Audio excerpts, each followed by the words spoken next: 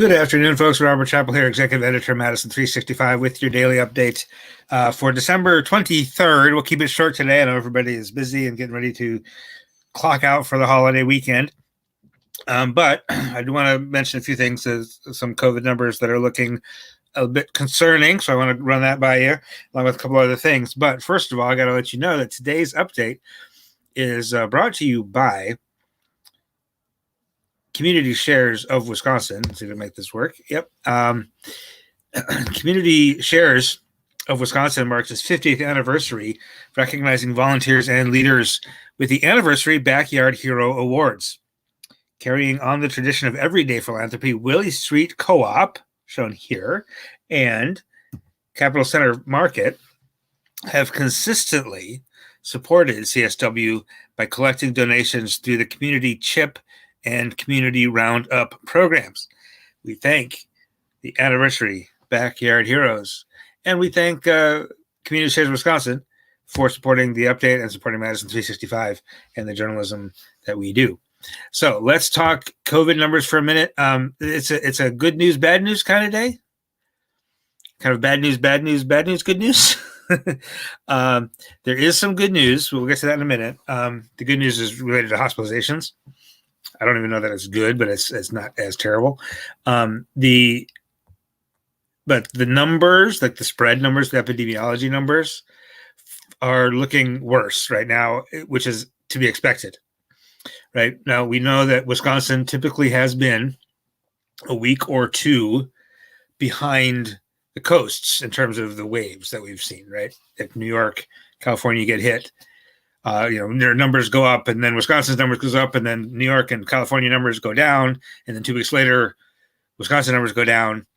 So an increase in cases and an increase in positive test rate and other measures has been expected over the past couple weeks as New York and the coasts have gotten really bad in terms of spreading numbers.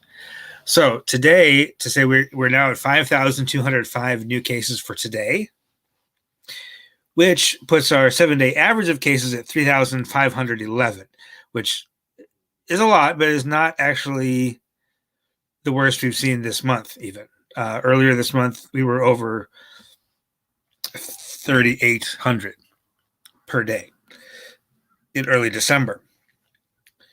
Now that number could go up as we get more testing and there's more disease spreading, we're going to get more cases. Okay, so I wouldn't be surprised to see that number continue to rise up into the 4,000s in the next few days. It might take a little while, though. It might not be till early January that we see that, just because it is holidays. People are going to hesitate to get tested, and there's not going to be as much testing capacity, nor as much capacity to process the tests that come in. Right? If we get 100,000 people tested tomorrow, and the lab folks and the state data people would take a while to process that, right? So we might not see actual increase in numbers until early January.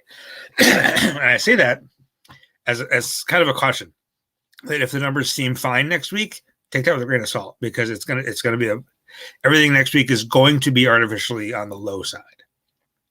I don't say that to scare you. I don't say that to say disregard next week's numbers, or it's going to be bad no matter what the numbers say. I'm not saying that. I'm saying take that with that grain of salt.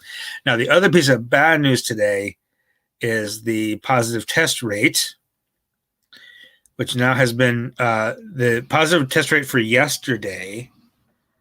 Let me see if I can get this. Yeah. Oh, no, that's the second. Sorry, I got to zoom in here, see if I can get this better. Yeah. So on the 20th, which was Monday, we reported it at the positive test rate at 11.6. And then that was revised upward to 12.1 or 12.2, something like that. It is now showing us 12.7%. This is the percentage of tests that come back positive, right? Yesterday, we reported 11.6, or maybe 11.8. Yesterday was 11.8. I'm sorry, 11.8 yesterday. That has now been revised upward, and I thought it would get revised upward to maybe like 12.5. It is now 13.2. We're showing yesterday's 7-day positive test rate at 13.2%. Today's positive test rate is currently showing 12.7. And I would anticipate that is actually closer to 13.5. Just looking at the pattern of the way the past couple of days have been revised upward retroactively as more tests get processed. We're well over 13% positive tests right now, which is very bad. What that means is we're not getting enough testing done, and we're seeing too many new cases. For context, you want that to be below 3, right? I talked to an epidemiologist last year who said he'd be comfortable with schools open if the positive test rate was around 2, and it's now well over 13. Our highest positive test rate of the entire pandemic period was November 12th, 2020, at 17.5%. Okay, so we're not quite. We've been worse. We've been worse off than we are now. Last year, November, we were worse off for a brief period. For basically the whole month of November last year, our positive test rate was higher than it is now. However, it's going up right now. Right? I would not be shocked if we surpassed, given the way Omicron's going, I wouldn't be surprised if we surpassed 17.5% at some point over the next month. Wouldn't be shocked if we didn't either. Wouldn't be shocked if it doesn't get that bad. Just because, right, as of now, 57.9% of Wisconsin is fully vaccinated. 61.7% of us have just one shot. People are out of school for the next week, right? A lot of folks are probably taking off work. Maybe there'll be slightly less interaction, but then again, there will be Christmas parties and stuff like that, family gatherings for Christmas.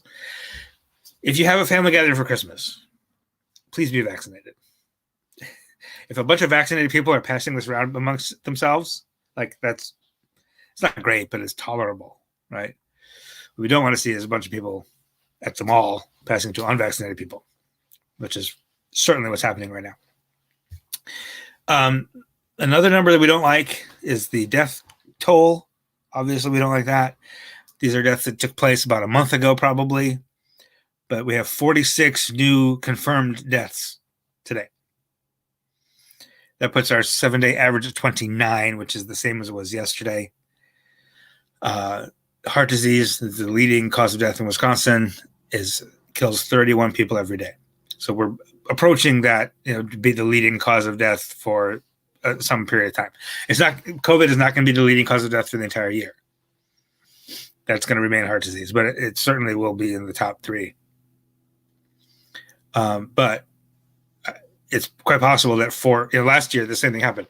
For about 2 months, COVID was the leading cause of death in Wisconsin. And it probably will be again in, this next month or 2, depending how things go. Now, one ray of hope.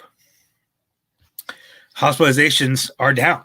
Again, 1,600, 1,600 even, is the current population of people admitted to hospitals because of COVID infection. That's down 33 from yesterday.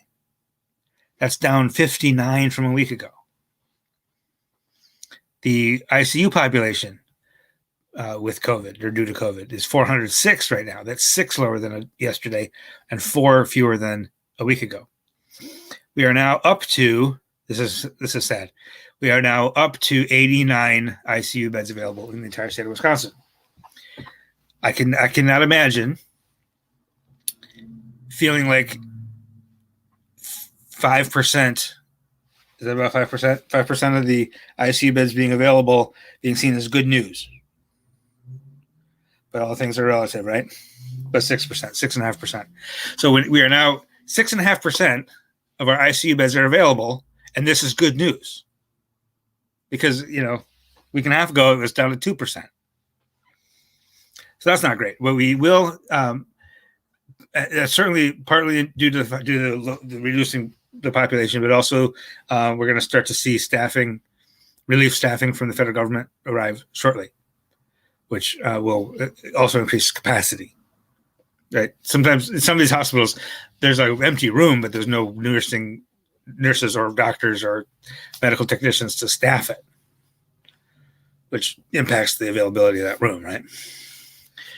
All right, so that is the COVID situation. If you have any questions, drop them in the chat. And just a couple other things I'll mention that I don't really have graphics for. But you might recall that University of Wisconsin basketball team was supposed to host Morgan State tonight. Morgan State had a COVID outbreak, so they canceled the trip. So the Badgers, the athletic department, scrambled and invited George Mason to come play a game. George Mason, I assume they flew in because today, now there's an outbreak on the Wisconsin team. So that game has been canceled. The women's game, similarly canceled because of an outbreak among the Badgers. So that's not great. One piece of national news today, Kim Potter, the former Brooklyn, what's the name of the town? The former police officer in Minnesota who shot and killed Daunte Wright, was found guilty on 2 counts of manslaughter, both first degree and second degree. She shot Daunte Wright in April.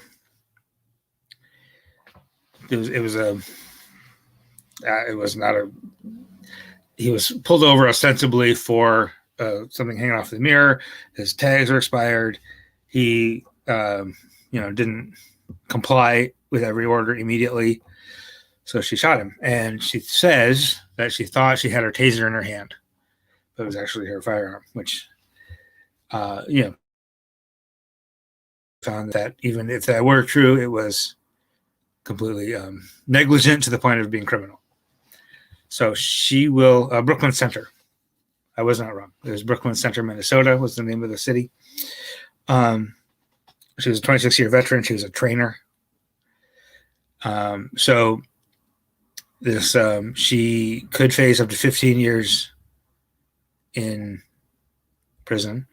However, without a criminal record before this, the recommendation, the guidelines, the state guidelines would indicate she'll probably get somewhere between 6 and 8 years in prison for this conviction. So that's the latest in that. The 4th installment of the most influential Black leaders list is up on the site today. And there will be one more installment of that, and then we'll have the whole list on the social media sites, on Twitter, Facebook, Instagram, for you on Saturday, on Christmas morning. So that's all I have for today. Have a wonderful weekend. Have a wonderful holiday. I probably will not have a update tomorrow because it's Christmas Eve, but I'm supposed to be taking the day off. But if there's big news or big numbers, I might pop on for a minute, but I would doubt it. So chances are I will see you again Monday, and we'll be back with more news at that time. And until then, have a wonderful holiday. If you celebrate, if you don't celebrate, have a great weekend. Take good care, and we'll see you soon. This is 365 Media.